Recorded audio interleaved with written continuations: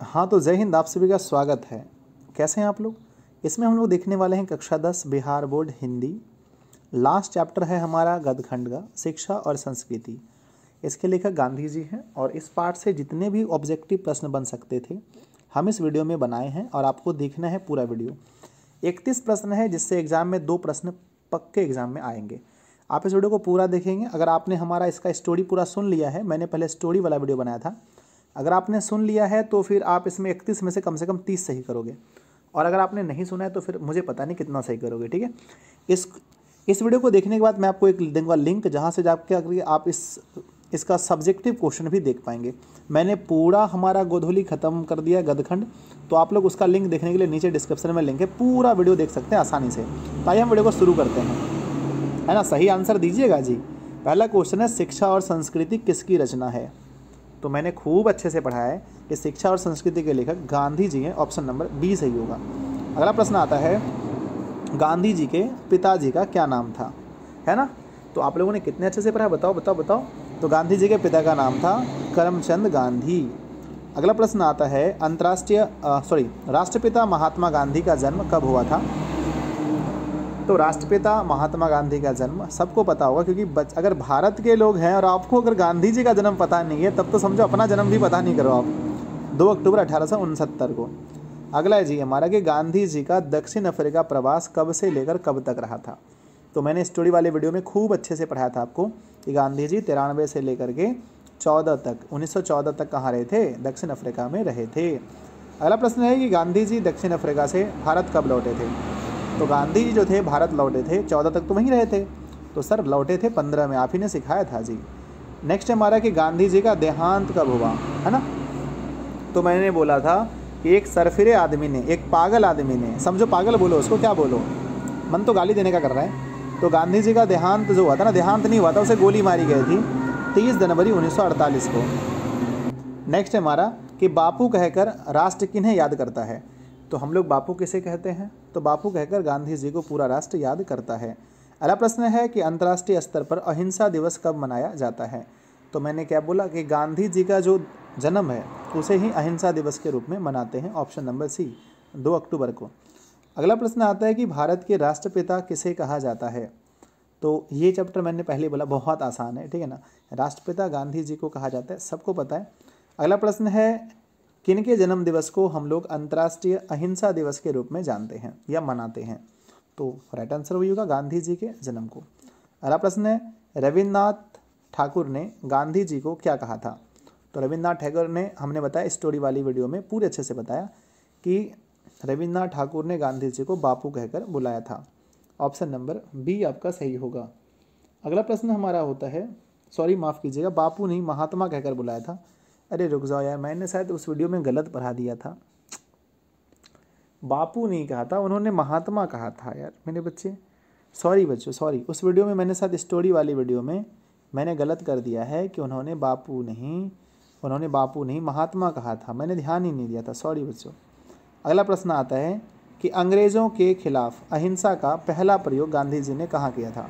ठीक है, तो अंग्रेज़ों के खिलाफ गांधी जी ने अहिंसा का पहला प्रयोग किया था कहाँ पर? दक्षिण अफ्रीका में। अगला प्रश्न है, गांधी जी द्वारा लिखित पुस्तक कौन सी है? गांधी जी की द्वारा लिखित पुस्तक कौन सी है? तो हमने आपको बताया कि उन्होंने 2 पुस्तक लिखा, पहला आया था हिंद स्वराज, दूसरा सत्य के साथ मेरा प्रयोग।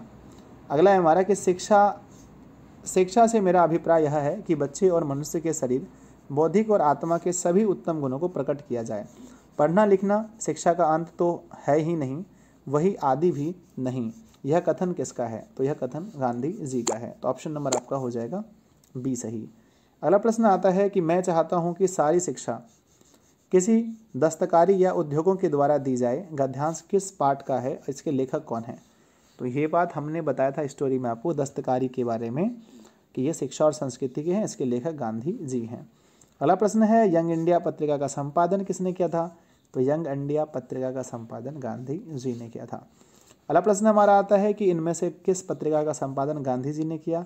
तो अभी हम लोगों ने ऊपर देखा, उन्होंने 2 पत्रिका था, पहला था यंग इंडिया और दूसरा पत्रिका का नाम था हरिजन। तो ऑप्शन नंबर ए सही होगा। अगला है कि सत्य के साथ मेरा प्रयोग किसकी रचना है? तो सत्य के साथ मेरा प्रयोग किसकी रचना है बताइए? जी, महात्मा गांधी की रचना है। अगला है आध्यात्मिक शिक्षा से गांधी जी का क्या अभिप्राय था। ये क्वेश्चंस बड़ा इंपॉर्टेंट है एग्जाम के लिए। तो आध्यात्मिक शिक्षा से अभिप्राय था हृदय की शिक्षा। ऑप्शन नंबर हमारा डी सही होगा। अगला प्रश्न है कि गांधी जी के अनुसार उदात्त व बढ़िया शिक्षा क्या है। तो उदात्त और बढ़िया शिक्षा, मैंने पहला लाइन तो यही लिखा था वीडियो में जब मैं आपको स्टोरी समझा रहा था कि अहिंसक प्रतिरोध शिक्षा होनी चाहिए। अगला कि शिक्षा के माध्यम से जीवन संग्राम में क्या आसान से जीतना सीखना चाहिए।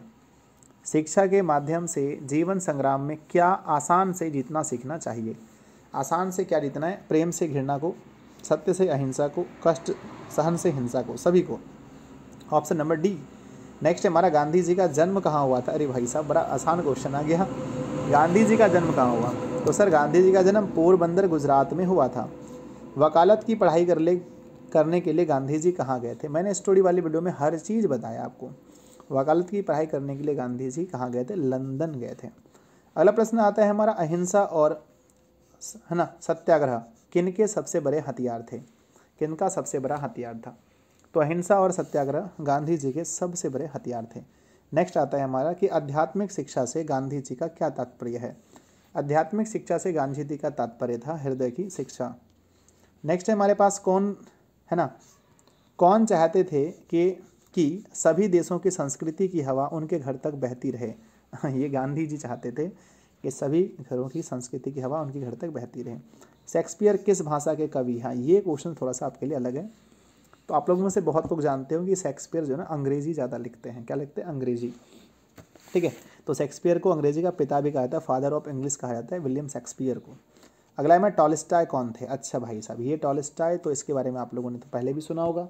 टॉलस्टॉय कौन थे, तो वो रूसी लेखक थे, रूस के लेखक थे।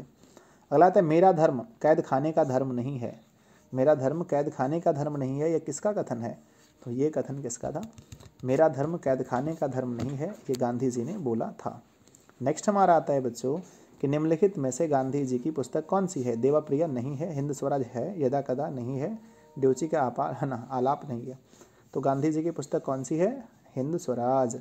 लास्ट क्वेश्चन हमारा आता है मेरा धर्म कैद खाने का नहीं है, यह पंक्ति किस दशक से लिया गया है। इसका आंसर आप लोग मुझे नीचे कमेंट बॉक्स में ज़रूर भेजिएगा, है ना। और ये वीडियो आप लोग को अच्छा लगा होगा, मुझे पता है 100% लगा होगा।